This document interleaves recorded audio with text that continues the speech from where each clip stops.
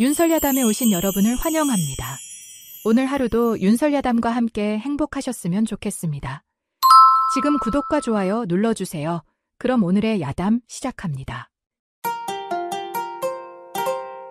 옛날 옛적 조선 선조 25해 봄날이었습니다.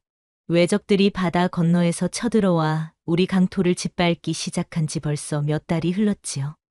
경상도 진주 고을 인근의 작은 마을에도 불길한 소문들이 하나둘 들려오기 시작했습니다. 저 남쪽 바다에서 외선들이 떼를 지어 올라온다더군. 부산포가 함락되었다니 이제 우리 고을도 위험하오. 마을 사람들은 모여 앉아 근심 가득한 얼굴로 수군거렸습니다. 평소 평화롭던 이 작은 고을에도 전쟁의 먹구름이 서서히 드리워지고 있었지요. 하지만 아직은 일상이 그대로 흘러갔습니다. 농부들은 여전히 논밭을 갈고 아낙네들은 우물가에서 빨래를 했습니다. 다만 예전과 다른 점이 있다면 사람들의 눈빛에 깃든 불안함과 때때로 멀리서 들려오는 이상한 북소리였지요. 마을 한편 기와집이 늘어선 동네 끝자락에는 진주 김씨 문중의 큰 저택이 자리하고 있었습니다. 대문 앞에는 김진사댁이라 새긴 문패가 걸려 있었고 넓은 마당에는 오래된 느티나무가 그늘을 드리우고 있었지요. 이 집에는 온 고을에서 소문난 절세미인이 살고 있었습니다. 바로 김진사의 외동딸 연하였지요.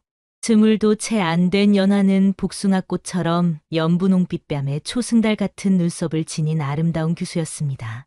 연하의 미모는 가히 절세라 할 만했지요.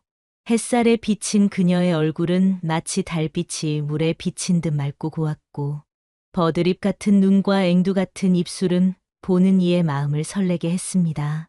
하지만 그녀의 진정한 아름다움은 외모에만 있지 않았지요.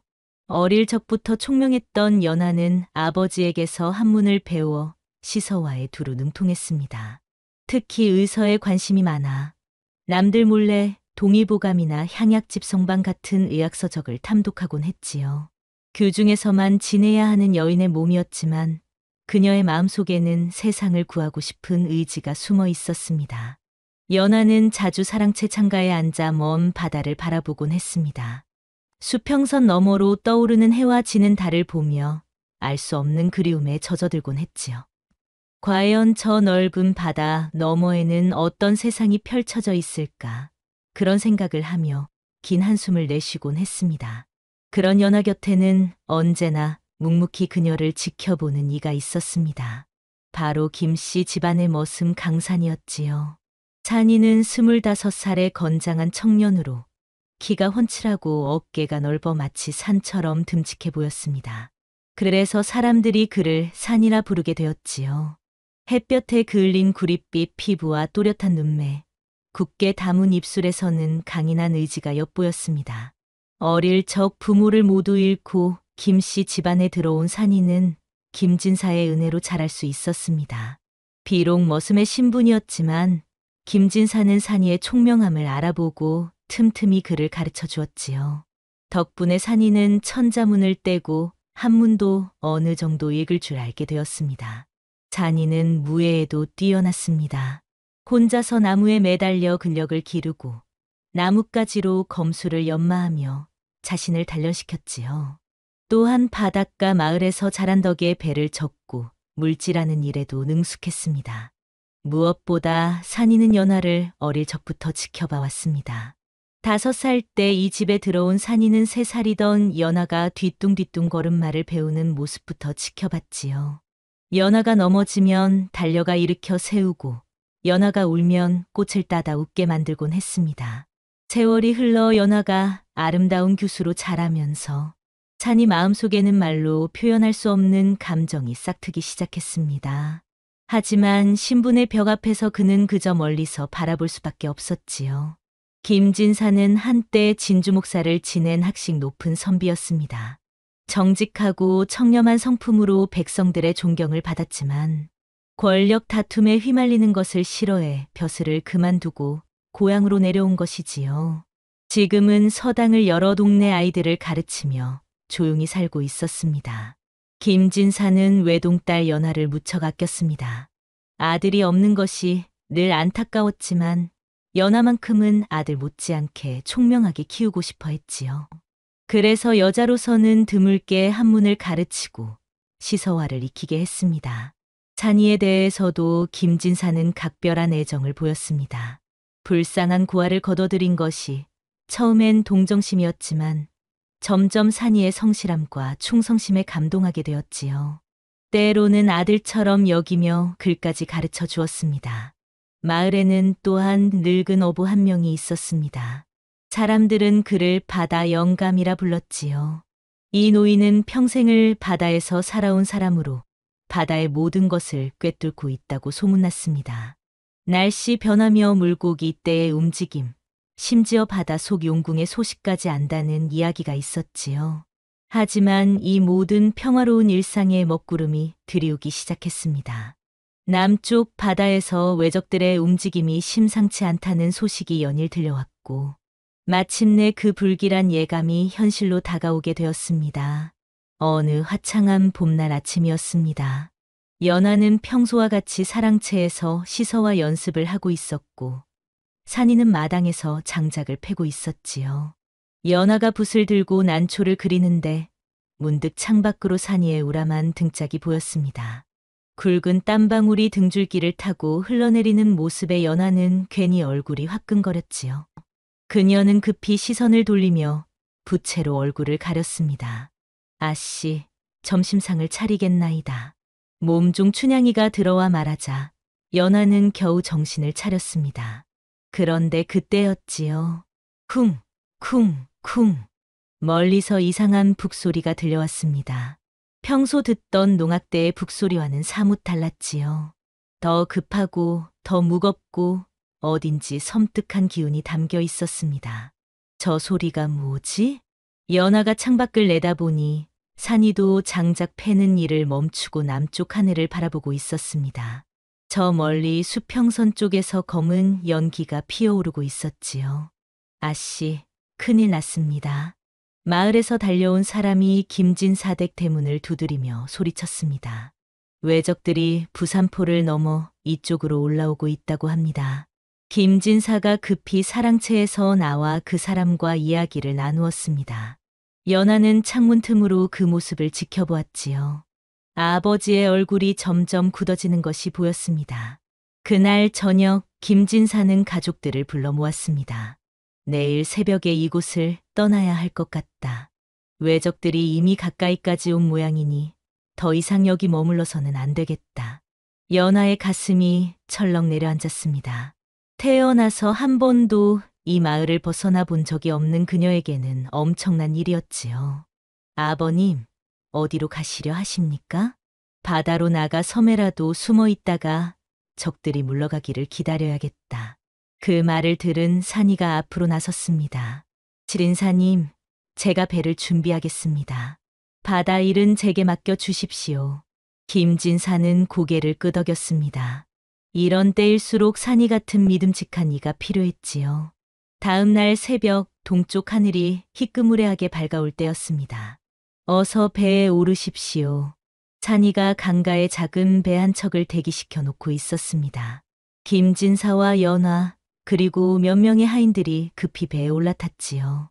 연화는 고개를 돌려 자신이 태어나고 자란 집을 마지막으로 바라보았습니다. 아름드리 느티나무와 정겨운 기와집, 그리고 꽃이 만발한 뜰이 아스라이 보였지요. 언제 다시 돌아올 수 있을지 알 수 없어 가슴이 먹먹했습니다. 아씨, 걱정 마십시오. 제가 꼭 무사히 모셔다 드리겠습니다. 산이가 노를 저으며 연하를 위로했습니다. 그의 목소리에는 확신이 담겨 있었지요. 배는 강을 따라 바다로 향했습니다. 아침 안개가 자욱한 바다는 평소보다 더욱 넓고 막막해 보였지요. 연하는 처음 보는 광활한 바다에 압도되면서도 한편으로는 묘한 설렘을 느꼈습니다. 하지만 그 설렘은 오래가지 못했습니다. 저기 봐라, 외선이다. 김진사가 남쪽을 가리키며 소리쳤습니다. 수평선 저편에서 검은 점들이 이쪽으로 다가오고 있었지요. 점점 가까워지자 그것들이 크고 무서운 외선들임이 분명해졌습니다. 빨리 노를 저어라. 모든 사람이 힘을 합쳐 노를 저었지만 작은 배로는 큰 외선들을 따돌릴 수 없었습니다. 점점 가까워지는 외선들 위에서 외적들의 함성 소리가 들려왔지요. 그때 갑자기 거센 바람이 불어오기 시작했습니다.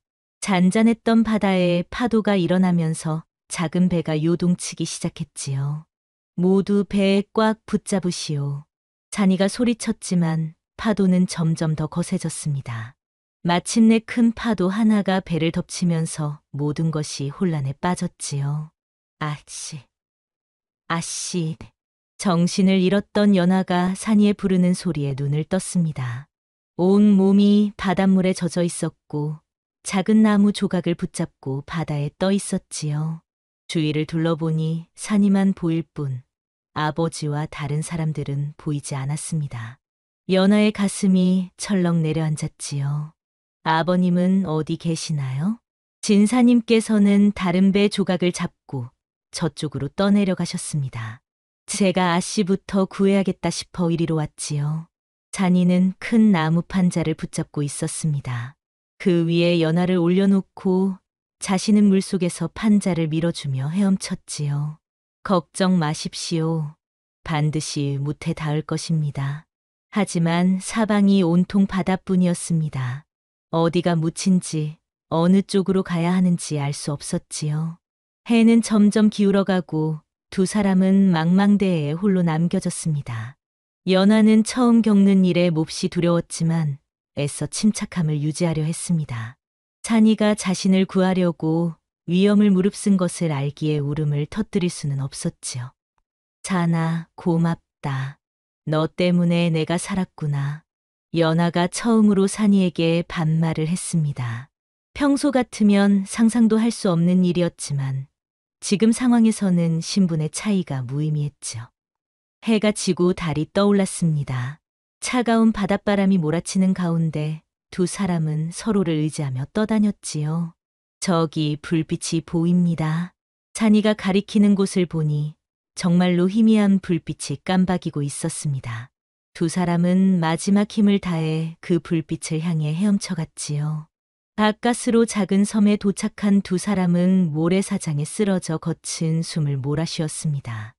연하의 치마는 물에 젖어 몸에 달라붙었고 평소 단정히 빗어 올렸던 머리는 흐트러져 어깨를 덮고 있었지요. 찬이는 연하의 모습을 보자 급히 시선을 돌렸습니다. 이런 모습을 보아서는 안 된다는 생각 때문이었지요. 아씨, 몸을 따뜻하게 하셔야겠습니다. 찬이는 마른 나뭇가지를 모아 불을 피웠습니다.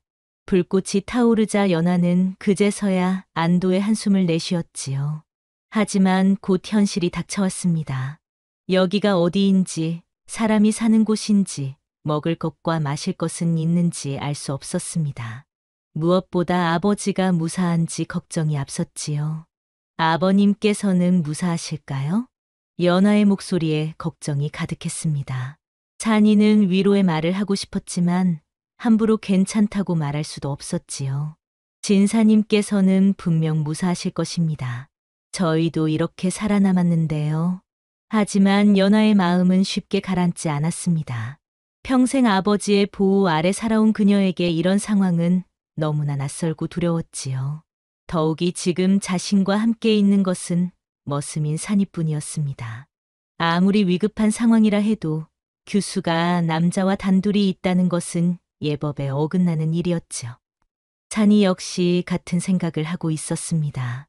연하를 구해야 한다는 생각에 무작정 따라왔지만 이제 와서 생각해보니 난처한 상황이었죠. 아씨, 제가 이 섬을 둘러보고 오겠습니다.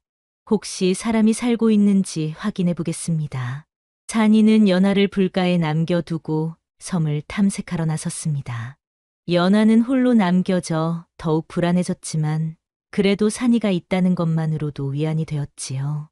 산이가 섬을 둘러본 결과 이곳은 사람이 살지 않는 작은 무인도였습니다. 하지만 다행히 샘물이 나는 곳이 있었고 먹을 수 있는 열매들도 간간히 보였지요. 당분간은 여기서 지낼 수 있을 것 같습니다. 찬이의 말에 연하는 고개를 끄덕였습니다. 다른 선택의 여지가 없었지요. 첫날 밤은 참으로 길었습니다. 찬이는 불을 지피며 밤새 잠을 자지 않고 주위를 경계했고, 연하는 불 곁에서 몸을 웅크리고 있었지요. 춥지는 않으신가요? 찬이가 조심스럽게 물었습니다. 연하는 고개를 저었지만 사실 몹시 추웠지요. 젖은 옷이 마르지 않아 온몸이 떨렸습니다. 찬이는 망설이다가 자신의 겉옷을 벗어 연하에게 덮어주었습니다. 이건 안 됩니다. 그럼 산이가 추울 텐데요. 저는 괜찮습니다. 아씨께서 몸이라도 상하시면 어떻게 하겠습니까? 연하는 산이의 따뜻한 마음씨에 감동했습니다. 평소에는 신분 때문에 제대로 된 대화도 나눠본 적이 없었는데, 이런 상황에서 보니 산이가 얼마나 선량한 사람인지 알 수 있었지요. 다음 날부터 두 사람은 생존을 위해 협력하기 시작했습니다.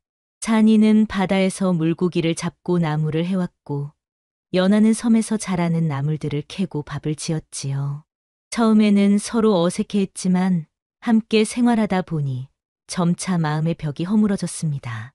연하는 산이가 생각보다 박식하고 깊이 있는 사람이라는 것을 알게 되었고, 산이는 연하의 따뜻하고 강인한 내면을 발견했지요.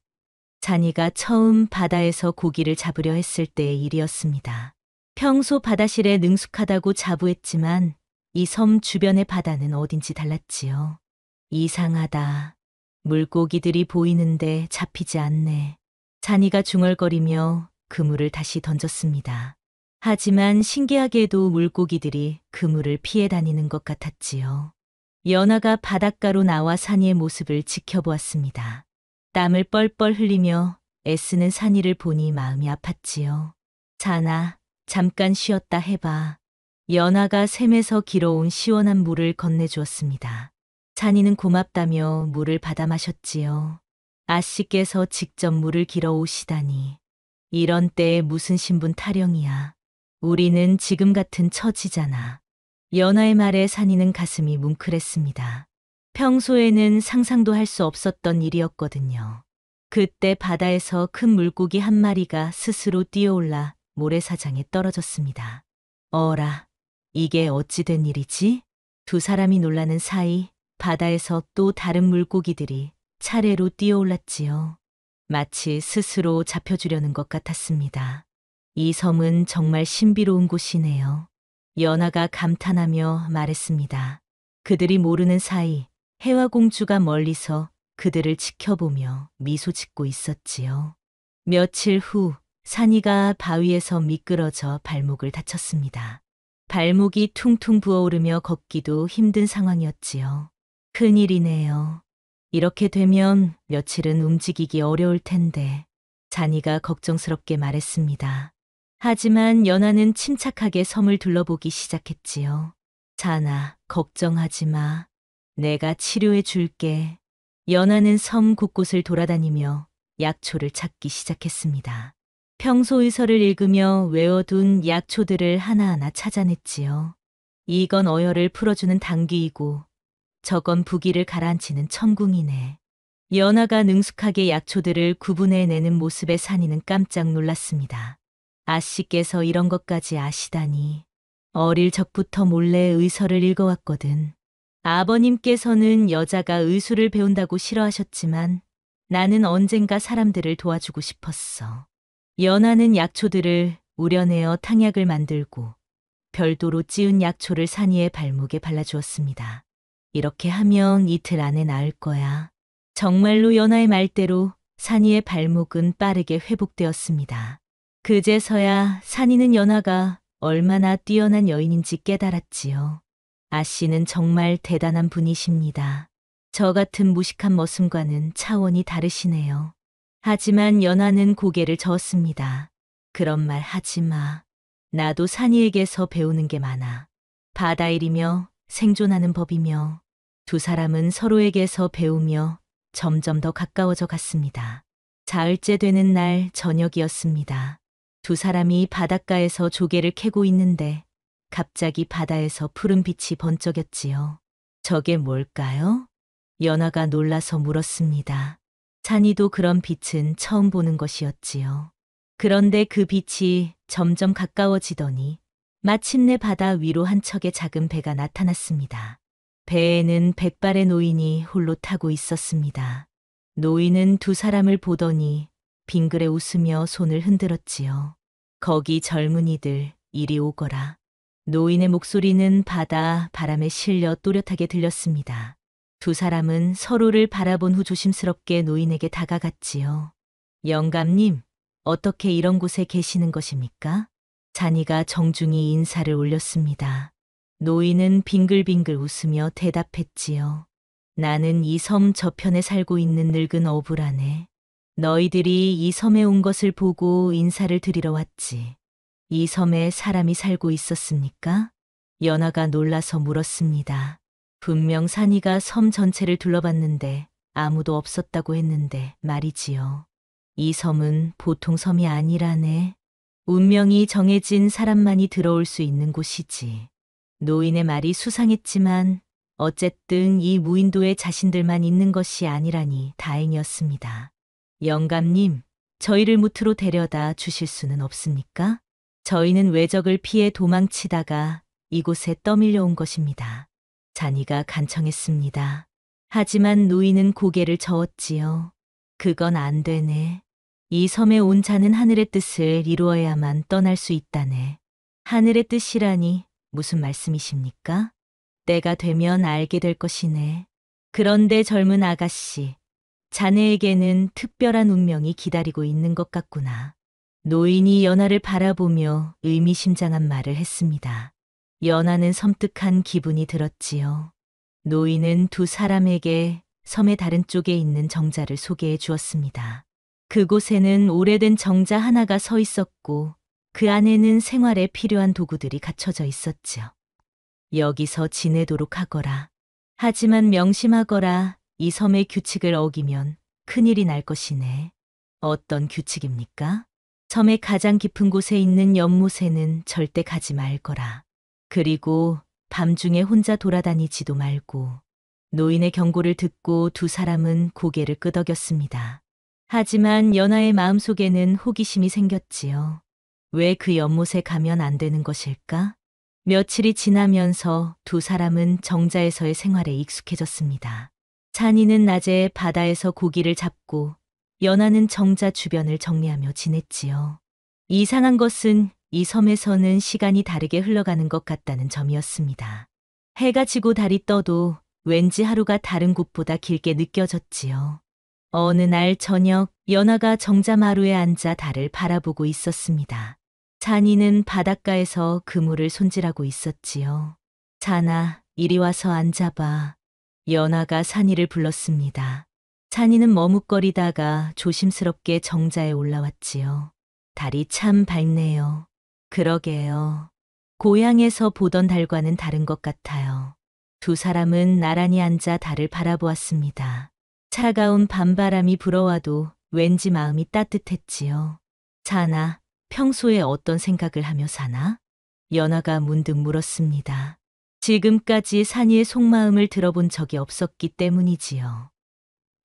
저는 언젠가는 제대로 된 학문을 익혀서 사람들에게 도움이 되는 일을 하고 싶습니다.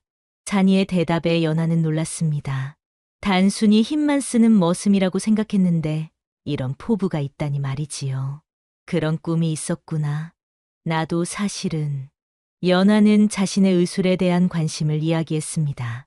여자의 몸으로는 불가능한 일이지만 언젠가는 사람들을 치료해주고 싶다고 말이지요. 그날 밤 두 사람은 서로의 꿈과 생각을 나누며 깊은 대화를 나누었습니다. 신분의 차이를 잊고 하나의 인간으로서 서로를 이해하게 되었지요. 어느 날 밤 연하가 혼자 달빛 연못을 찾아갔습니다. 해와 공주가 나타나 그녀와 깊은 이야기를 나누었지요. 공주님, 궁금한 게 있어요. 무엇이든 물어보거라. 사랑이라는 게 정말 그렇게 소중한 건가요? 신분도, 세상의 모든 것도 뛰어넘을 만큼요? 해와 공주는 연못에 비친 달을 바라보며 대답했습니다. 나도 처음에는 그렇게 생각하지 않았다. 용궁의 공주로서 누릴 수 있는 것들이 얼마나 많은데 굳이 인간 세상의 사랑을 택할 이유가 있을까 싶었지. 그런데 마음이 바뀌셨나요? 학교를 만나고 나서야 깨달았다. 진정한 사랑은 무언가를 얻기 위한 것이 아니라 상대방을 위해 무언가를 내어줄 수 있는 마음이라는 것을 말이야. 해와 공주가 연하의 손을 잡으며 말했습니다. 너도 그 마음을 알고 있지 않느냐? 찬이를 위해서라면 내가 지금까지 소중히 여겨온 모든 것을 포기할 수 있다는 마음을 말이야. 연하는 고개를 끄덕였습니다. 정말로 그런 마음이었거든요. 하지만 무서워요. 만약 아버님께서 허락하지 않으신다면, 진정한 사랑이라면 모든 장벽을 뛰어넘을 수 있다. 용기를 내거라. 해와 공주의 격려에 연하는 마음을 굳혔습니다. 찬이도 혼자만의 시간에 어린 시절을 떠올리곤 했습니다. 5살 때 김씨 집안에 처음 들어왔던 날이 생각났지요. 부모를 잃고 거리를 헤매던 자신을 김진사가 거둬주었을 때의 고마움을 잊을 수 없었습니다. 그때 아씨께서 나를 보고 무서워하시던 모습이 아직도 생각나네. 어린 연하는 처음 보는 거친 아이가 무서웠던 모양이었습니다. 하지만 며칠 지나지 않아 연하가 먼저 다가와 말을 걸어주었지요. 너 이름이 뭐야? 잔이에요. 나는 연하야. 우리 친구하자. 그때부터 산이의 마음속에는 연하를 지켜야 한다는 생각이 자리 잡았습니다. 연하가 넘어지면 달려가서 일으켜 세우고, 연하가 울면 꽃을 따다 주며 웃게 만들었죠. 세월이 흘러 연하가 아름다운 교수로 자라면서 산이는 점점 더 멀어져야 함을 깨달았습니다. 신분의 차이 때문이었지요. 하지만 이제는 다르다. 산이가 바다를 바라보며 중얼거렸습니다. 이 섬에서는 우리가 그냥 한 남자와 한 여자일 뿐이다. 며칠 후 연하가 갑자기 이상한 증상을 보이기 시작했습니다. 밤마다 열이 나고 이상한 꿈을 꾸며 잠꼬대를 했지요. 달님, 달님이 부르세요. 연하가 잠결에 중얼거렸습니다. 찬이는 걱정이 되어 노인을 찾아갔지요. 영감님, 연하 아씨가 이상해요. 계속 열이 나고 헛소리를 해요. 노인은 고개를 끄덕이며 말했습니다. 역시 그때가 온 것 같구나. 이 섬의 주인이 그 아가씨를 부르고 있는 것이네. 섬의 주인이라니요? 이 섬에는 용왕의 딸이 살고 있다네. 해화공주라고 하지. 해화공주가 왜 연하를 부르는 것입니까? 잔이가 다급하게 물었습니다. 노인은 깊은 한숨을 내쉬며 이야기를 시작했지요. 먼 옛날 해화공주는 용궁에서 가장 아름다운 공주였다네. 하지만 그녀는 인간 세상의 사랑의 마음을 빼앗겨 용왕의 노여움을 샀지. 그래서 이 섬에 유배를 오게 된 것이네. 그런데 왜 연하를? 공주는 자신과 같은 처지의 여인을 기다리고 있었다네. 신분을 뛰어넘는 진정한 사랑을 찾은 이를 말이야. 잔이는 그제서야 깨달았습니다. 해와 공주가 연하를 부르는 이유를 말이지요. 연하를 어떻게 해야 하나요? 정 깊숙한 곳에 있는 달빛 연못으로 가야 한다네. 그곳에서 공주를 만나야 아가씨의 열병이 나을 것이야. 하지만 그 연못은 노인이 절대 가지 말라고 경고했던 바로 그곳이었습니다. 그날 밤 연하의 열병은 더욱 심해졌습니다. 의식을 잃은 채 계속해서 중얼거렸지요. 바다 깊은 곳에서 누군가 나를 부르고 있어. 잔이는 더 이상 지켜볼 수 없었습니다. 연하를 등에 업고 노인이 말한 달빛 연못으로 향했지요. 섬의 가장 깊은 곳으로 들어갈수록 주변이 묘하게 변했습니다. 나무들이 푸르게 빛나고 꽃들이 밤에도 활짝 피어 있었지요. 마침내 작은 언덕을 넘자 신비로운 연못이 나타났습니다. 연못 위에는 달빛이 은은하게 비치고 있었고 물속에서는 진주 같은 빛이 반짝였지요. 잔이가 연하를 연못가에 내려놓았을 때였습니다. 갑자기 연못 한가운데서 아름다운 여인이 솟아올랐습니다. 옷같이 흰 피부에 흐르는 듯한 검은 머리, 그리고 바다빛 비단옷을 입은 그 여인은 가히 선녀라 할 만했지요. 드디어 왔구나. 나의 자매요. 해와 공주가 연하를 바라보며 미소 지었습니다.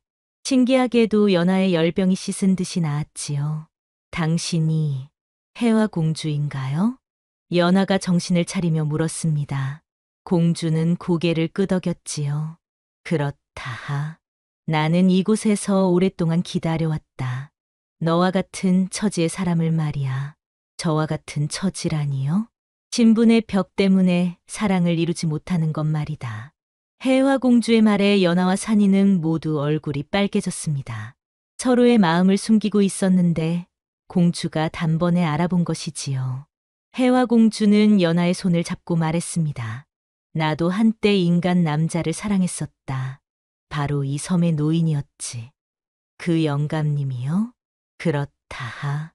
그는 한때 뛰어난 선비였지만 나를 사랑한 죄로 이 섬에 갇히게 되었다. 지금은 늙은 어부의 모습이지만 원래는 진주에서 가장 학식 높은 선비였지. 잔이가 깜짝 놀라며 물었습니다. 그럼 그분이 김학규 선비를 아느냐? 잔이는 고개를 끄덕였습니다. 김학규는 진주에서 전설처럼 내려오는 선비였거든요. 젊은 나이에 장원급제했지만 갑자기 자취를 감춘 인물이었지요. 그분이 바다에서 고기를 낚고 있다가 나를 만났다. 처음엔 서로 말도 못했지만 점차 마음이 통하게 되었지. 해와 공주의 눈에 그리움이 어렸습니다. 하지만 용왕은 우리의 사랑을 허락하지 않았다. 서로 다른 세계의 존재가 사랑한다는 것은 하늘의 이치에 어긋난다는 것이었지. 그래서 이 섬에, 그렇다. 우리 둘 다 이 섬에 갇히게 되었다. 하지만 용왕은 하나의 기회를 주었다. 해와 공주가 연하와 산이를 번갈아 바라보며 말했습니다. 만약 진정한 사랑을 보여주는 인간 한 쌍을 만나게 된다면 우리의 죄를 용서해 주겠다고 했다. 신분을 뛰어넘고 목숨까지 걸 수 있는 그런 사랑을 말이야. 연하와 산이는 서로를 바라보았습니다. 그동안 마음속 깊이 숨겨두었던 감정이 이제는 더 이상 숨길 수 없을 만큼 커져 있었죠. 하지만 아직 너희의 사랑이 진짜인지 증명되지 않았다. 해와 공주가 엄숙한 표정으로 말했습니다. 곧 큰 시련이 닥칠 것이다. 그때 너희가 서로를 위해 목숨까지 내놓을 수 있다면 진정한 사랑으로 인정받을 것이다. 다음 날 아침, 연하는 해와 공주로부터 놀라운 이야기를 들었습니다. 사실 너의 집안과 우리 용궁은 깊은 인연이 있다. 무슨 말씀이세요? 너의 할머니가 바로 우리 용궁의 공주였다. 연하는 깜짝 놀랐습니다. 평생 인간으로만 알고 살았는데 자신에게 용궁의 피가 흐르고 있다니 말이지요. 그래서 너는 어릴 적부터 바다를 그리워했던 것이다. 그리고 의술에 관심을 보인 것도 용궁의 치유 능력 때문이지. 해와 공주는 연하에게 특별한 능력이 있다고 말했습니다. 위급할 때 그 능력을 사용할 수 있을 것이라고 말이지요. 한편 산이는 노인으로부터 다른 이야기를 들었습니다. 사실 너의 아버지도 이 섬과 인연이 있다. 제 아버지를요? 내 아버지는 진주에서 가장 용맹한 장수였다. 하지만 외적과 싸우다가 바다에서 목숨을 잃었지. 산이는 그동안 아버지가 어떻게 죽었는지 몰랐습니다. 어릴 때 김씨 집안에 맡겨질 때도 자세한 이야기는 듣지 못했거든요. 너의 아버지는 죽기 전에 용왕께 간청했다. 자신의 아들만은 훌륭한 사람으로 키워달라고 말이야. 그래서 제가 그렇다. 김진사가 너를 거둔 것도 우연이 아니다. 모든 것이 하늘의 뜻이었지. 노인은 산이에게도 특별한 힘이 있다고 말했습니다. 위급할 때 바다의 힘을 빌릴 수 있다는 것이었지요. 그날 밤 연하와 산이는 서로의 비밀을 나누었습니다. 이제야 모든 것이 명확해졌어요. 연하가 말했습니다. 우리가 이 섬에 온 것도 서로를 만난 것도 모두 운명이었던 거네요. 산이도 고개를 끄덕였습니다.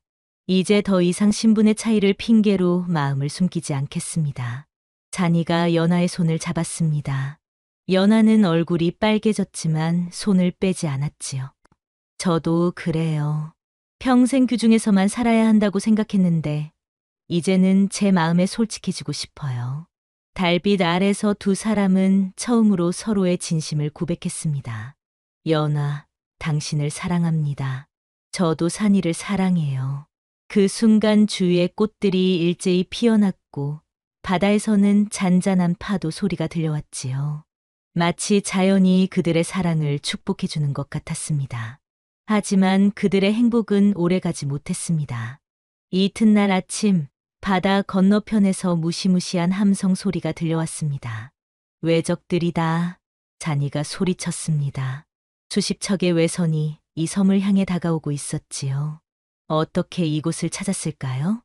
연하가 걱정스러운 얼굴로 물었습니다. 해와 공주가 나타나서 설명했지요. 외적들 중에 음양수를 쓰는 자가 있다. 그가 이 섬의 기운을 감지한 것 같다. 그럼 어떻게 해야 하나요? 싸워야 한다. 하지만 너희의 사랑이 진짜라면 어떤 시련도 이겨낼 수 있을 것이다. 외적들이 상륙하기 시작했습니다. 수십 명의 무사들이 칼을 들고 섬으로 밀려들었지요. 잔이는 나무 막대기 하나를 들고 연하를 지키려 했습니다. 하지만 중과부적이었지요. 조선의 미인을 발견했다. 외적의 우두머리가 연하를 보고 침을 흘렸습니다. 저 여자를 붙잡아라. 외적들이 연하를 향해 달려들었습니다. 찬이가 막아섰지만 혼자서는 역부족이었지요. 외적의 우두머리는 단순한 무사가 아니었습니다. 그는 음양수를 익힌 사악한 도사였지요. 조선의 기운을 흐리는 것이 우리의 목표다. 그가 기묘한 주문을 외우자 하늘이 어두워지기 시작했습니다. 바다에서도 검은 기운이 올라와 섬 전체를 뒤덮었지요. 이런 사악한 기운이 연하가 숨이 막혀 했습니다. 찬이도 몸이 무거워져 제대로 움직일 수 없었지요.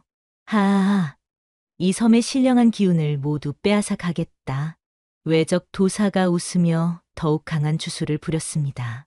그때 해화공주가 나타났지요. 감히 신성한 땅을 더럽히느냐. 해화공주와 외적 도사 사이에 치열한 영역 대결이 벌어졌습니다.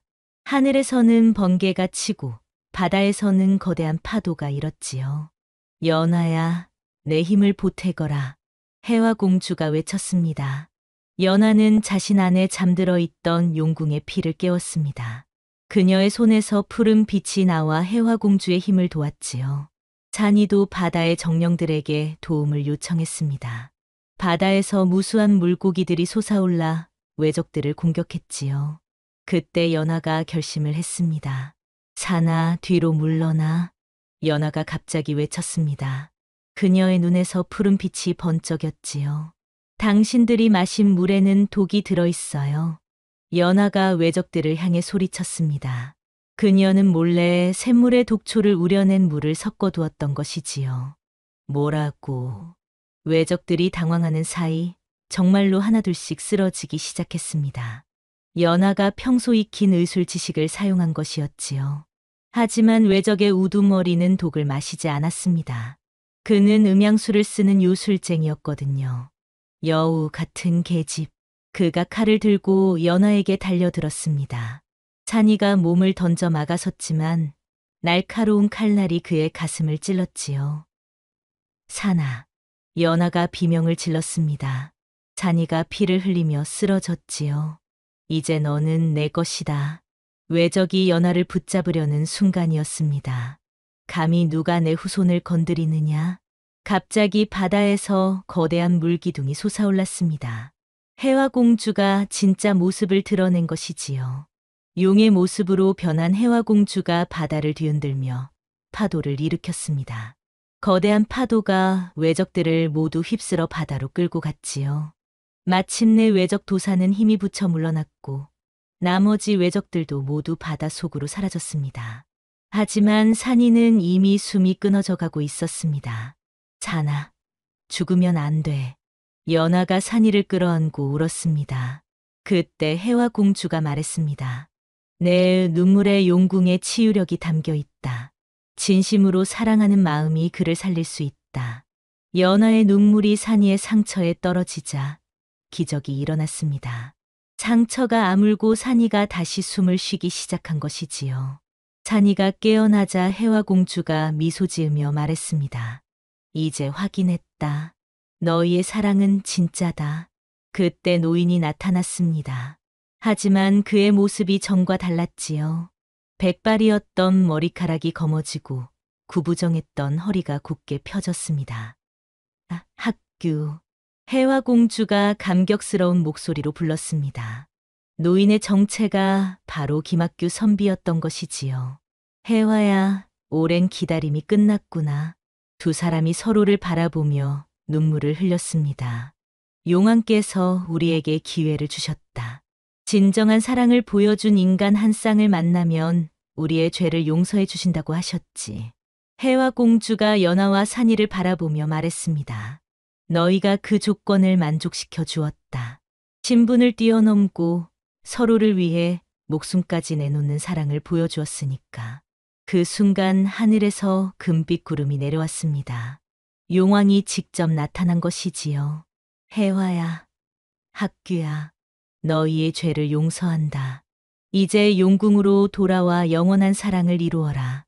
용왕의 목소리가 온 섬에 울려 퍼졌습니다. 해화공주와 김학규 선비가 용궁으로 떠나기 전 연하와 산이에게 선물을 주었습니다. 이것은 풍파구슬이다. 이것이 있으면 바다에서 어떤 위험도 피할 수 있다. 해화공주가 빛나는 구슬을 연하에게 주었지요. 그리고 이것은 지혜의 책이다. 너희가 앞으로 살아가는데 도움이 될 것이다. 김학규 선비가 산이에게 두꺼운 책을 건네주었습니다. 고마워요. 덕분에 우리도 진정한 사랑을 깨달을 수 있었어요. 연하가 깊이 인사를 올렸습니다. 서로를 사랑하는 마음을 잃지 말 거라. 그것이 모든 어려움을 이겨낼 힘이 될 것이다. 해화공주와 김학규 선비는 금빛 구름을 타고 하늘로 올라갔습니다. 그들이 떠나자 섬 전체가 환한 빛으로 둘러싸였지요. 그리고 다음 날 아침, 연하와 산이는 큰 배 한 척을 발견했습니다. 그 배에는 김진사와 다른 피난민들이 타고 있었지요. 연하야, 김진사가 딸을 발견하고 달려왔습니다. 연하는 아버지 품에 안겨 펑펑 울었지요. 아버님, 저는 산이와 결혼하고 싶어요. 연하가 용기를 내어 말했습니다. 김진사는 깜짝 놀랐지만 딸의 진심을 느낄 수 있었지요. 산이가 너를 지켜주었구나. 김진사가 산이의 손을 잡았습니다. 진사님, 제가 연하를 평생 지키겠습니다. 산이가 정중히 인사를 올렸습니다. 좋다. 신분이 무엇이 중요하냐? 진심으로 사랑한다면 그것으로 족하다. 김진사가 두 사람의 결혼을 허락했습니다. 전쟁이 끝난 후 연하와 산이는 고향으로 돌아가 혼례를 올렸습니다. 온 마을 사람들이 모여 축복해 주었지요. 산이는 김학규 선비가 준 지혜의 책으로 공부하여 훌륭한 학자가 되었습니다. 연하는 자신의 의술 실력을 발휘하여 마을 사람들을 치료해 주었지요. 두 사람은 백성들을 위해 봉사하며 행복하게 살았습니다. 가난한 사람은 공짜로 치료해 주고 학문을 배우고 싶어하는 아이들에게는 그를 가르쳐 주었지요. 때때로 밤바다를 바라보면 푸른 빛이 반짝이곤 했습니다. 사람들은 그것이 해화공주와 김학규 선비가 용궁에서 행복하게 지내고 있다는 신호라고 믿었지요. 연하와 산이에게도 예쁜 아이들이 태어났습니다. 아이들은 어릴 적부터 바다를 좋아했고 어려운 사람들을 도우려는 마음을 가지고 있었지요.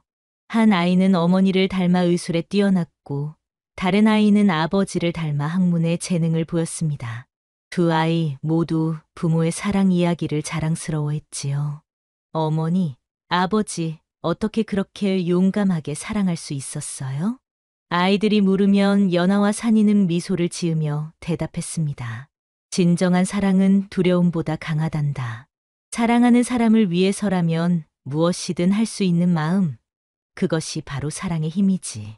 세월이 흘러 연하와 산이가 백발이 되었을 때도 두 사람의 사랑은 변하지 않았습니다. 매일 저녁이면 바닷가를 걸으며 옛날 이야기를 나누곤 했지요.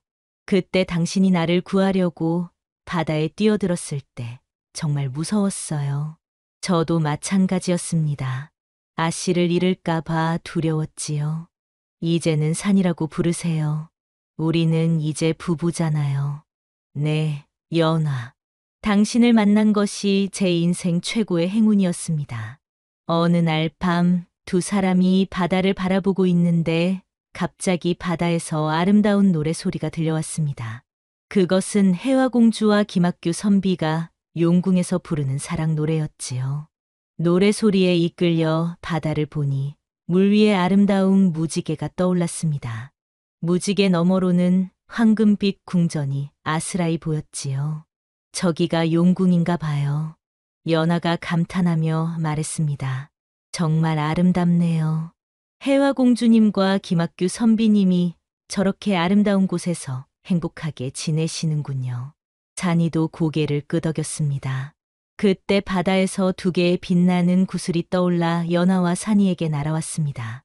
구슬 속에서는 해화공주와 김학규 선비의 목소리가 들렸지요.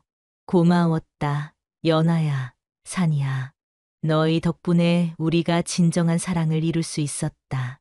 너희의 후손들도 대대로 행복하기를 바란다. 구슬은 따뜻한 빛을 내며 두 사람의 가슴 속으로 스며들었습니다. 그 순간 연하와 산이는 마음속 깊은 곳에서 평화와 기쁨을 느꼈지요. 그 후로도 연하와 산이의 가문은 대대로 번창했습니다. 후손들은 모두 선량하고 지혜로운 사람들이 되어 세상을 위해 좋은 일을 많이 했지요. 옛말에 유정천리 불원이라는 말이 있습니다. 진정으로 사랑하는 사이라면 천리라도 가깝다는 뜻이지요. 연하와 산이가 보여준 것처럼 진정한 사랑은 신분의 벽도, 온갖 시련도 뛰어넘을 수 있습니다. 세상에는 여러 가지 사랑이 있지만 서로를 위해 목숨까지 내놓을 수 있는 사랑만이 진짜 사랑이라 할 수 있지요. 그런 사랑을 찾은 사람은 어떤 어려움이 닥쳐도 이겨낼 수 있는 힘을 얻게 됩니다. 바다에 떠도는 달처럼 진정한 사랑은 어둠 속에서도 환한 빛을 발하며 길을 밝혀줍니다. 그 빛을 따라가다 보면 언젠가는 반드시 행복한 곳에 닿을 수 있을 것입니다. 진주 바다에는 지금도 그 전설이 내려오고 있습니다. 깊은 사랑으로 하나 된 두 마음이 있다면 용궁에서도 그 사랑을 지켜주고 축복해준다는 이야기 말이지요. 그래서 진주 사람들은 결혼할 때면 바다에 나가 사랑을 맹세하며 평생 변치 않는 마음을 다짐한다고 합니다. 다음 영상을 빠르게 만나보시려면 좋아요와 구독을 눌러주세요. 그럼 더 재미있는 영상으로 찾아뵙겠습니다. 모두 행복한 하루 보내세요.